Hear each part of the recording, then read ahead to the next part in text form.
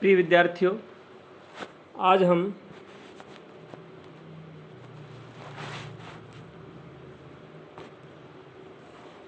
रीतिकालीन कवि केशवदास के बारे में बात करेंगे और केशवदास के द्वारा रचित रामचंद्रिका महाकाव्य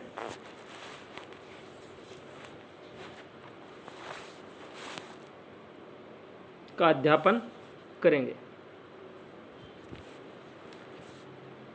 केशवदास रीतिकाल के प्रसिद्ध कवि हैं। इनके बारे में और अधिक जानकारी आप इनकी भूमिका पढ़ें और भूमिका से लें। हम सीधी बात करेंगे केशवदास की रामचंद्रिका की।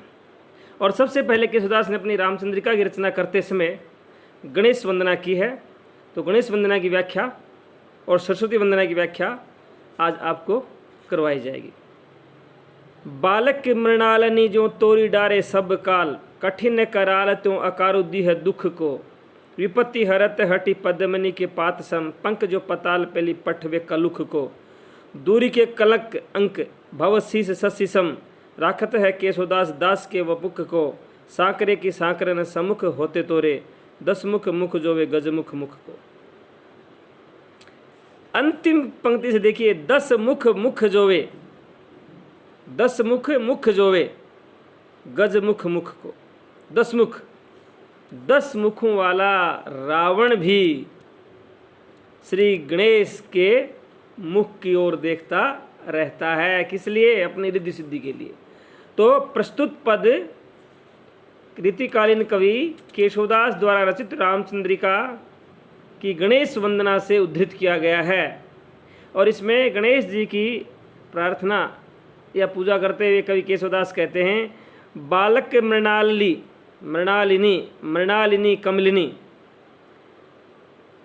मृणालिनी कमलिनी। जिस प्रकार कोई बच्चा कमलिनी के पत्तों को तहस नहस कर देता है, त्यों टो तोरी डारे सब काल, उसी प्रकार गणेश जी समस्त काल या समस्त विपत्तियों को नष्ट कर देते हैं।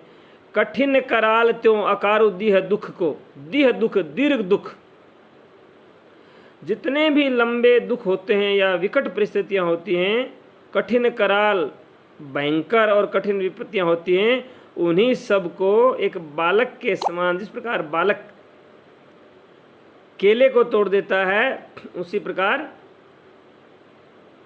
नहीं मृणालिनी कमलन नाल को तोड़ देता है, उसी प्रकार जो है गजेंद्र या यूँ कहेंगे गजानन समस्त विपत्तियों को दूर कर देते हैं। विपत्ति हरत, वे समस्त विपत्तियों को दूर करने वाले हैं।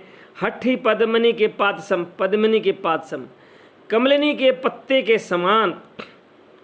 पंख जो पताल पेली पठवे कलुख को, काली माँ कलुख काली माँ, पंख जो पताल पेली।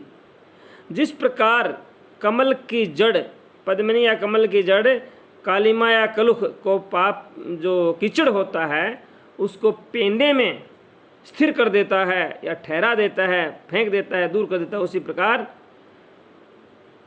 श्री गणेश समस्त विपत्तियों को दूर करते हैं। दूरी के कलंक अंक भव शीस ससीसम, दूरी के कलंक अंक भव शीस ससीसम, ससीसम चंद्रमा के समान, भव संसार, अंक गोद, दूरी के कलंक अंक, संसार के जितने भी कष्ट दुख हैं उन सब को, सांसारिक कष्टों को शीस ससीसम, चंद्रमा सिर पर धारण करने वाले शिव के पुत्र गणेश नष्ट करते हैं। राखत है केशवदास दास के वपुख को। केशवदास कहते हैं कि वह अपने दासों के अस्तित्व को या अपने दासों को हमेशा सही रखते हैं। सांकरे की सांकरन सन्मुख होते तोरे, सांकरन बेड़ियाँ, सांकरे की सांकरन, जो दुखों की बेड़ियों में बंधा हुआ व्यक्ति होता है उसकी बेड़ियों को सन्मुख होत तोरे, सामने आकर के या प्रत्यक्ष रूप में आकर के तोड़ डालते हैं। 10 मुख जोए गज मुख मुख को। इस प्रकार के श्री गणेश को या उसकी पूजा अर्चना करने के लिए दशानन या 10 मुखों वाला रावण भी हमेशा तत्पर या तैयार रहता है। प्रस्तुत पद में गणेश जी की वंदना की गई है। अगली है सरस्वती वंदना। सरस्वती वंदना करते हुए रीतिकालीन कवियों की एक परंपरा थी कि वो अपने किसी भी ग्रंथ की रचना करते समय हमेशा शिव, गणेश, सरस्वती इनकी वंदना करते थे। तो सरस्वती वंदना करते हुए केशवदास क्या कहते हैं, देखिए। बानी जग रानी की उदारता बखानी जाए, ऐसी मति कहो दो उदार कौन की भई। देवता प्रसिद्ध सिद्ध ऋषिराज तपवृद, कही कही हारे सब कही ने केहू गई। भावी भूत वर्तमान जगत बखानत है, केशवदास केहू ना बखानती कहू पे गई। वर्णपति 4 मुख, पुत्र वर्णे 5 मुख, नाती वर्णे 60 मुख, तदपि नई नई। सरस्वती की वंदना करते हुए और सरस्वती की प्रशंसा करते हुए केशवदास कवि कहते हैं, बानी जग रानी की वाणी, इस संसार की वाणी की स्वामिनी या वाणी की रानी सरस्वती की उदारता या औदार्य को बखान कर सके या उसका वर्णन कर सके, ऐसी मति कहो धो उदार कौन की भई। भला संसार में ऐसी बुद्धि किस विद्वान व्यक्ति की हुई, अर्थात किसी की नहीं हुई। यानी केशवदास कहना चाहते हैं कि विद्या की वाणी सरस्वती की उदारता का बखान कोई व्यक्ति अपने मुख से कर दे, ऐसी मति या ऐसी बुद्धि संसार में संभवतः किसी को प्राप्त नहीं हुई। देवता प्रसिद्ध सिद्ध, संसार में जितने भी देवता हैं, जितने भी प्रसिद्ध सिद्ध हैं, विद्वान हुए हैं, जितने भी ऋषि हुए हैं, जितने भी तपस्वी वृद्ध तपस्वी हुए हैं संसार में जो प्रसिद्ध, कहीं हारे सब, कहीं हारे सब, वो सब के सब माँ सरस्वती के बारे में बखान कर करके हार गए हैं, थक गए हैं। कहीं ने केहू लई, लेकिन फिर भी किसी से माँ सरस्वती के बारे में संपूर्ण बखान नहीं किया गया, अर्थात वे कर नहीं पाए, थक गए, हार गए। कहीं सब हारे, कह करके बखान करके सब हार गए। भावी भूत वर्तमान जगत बखानत है।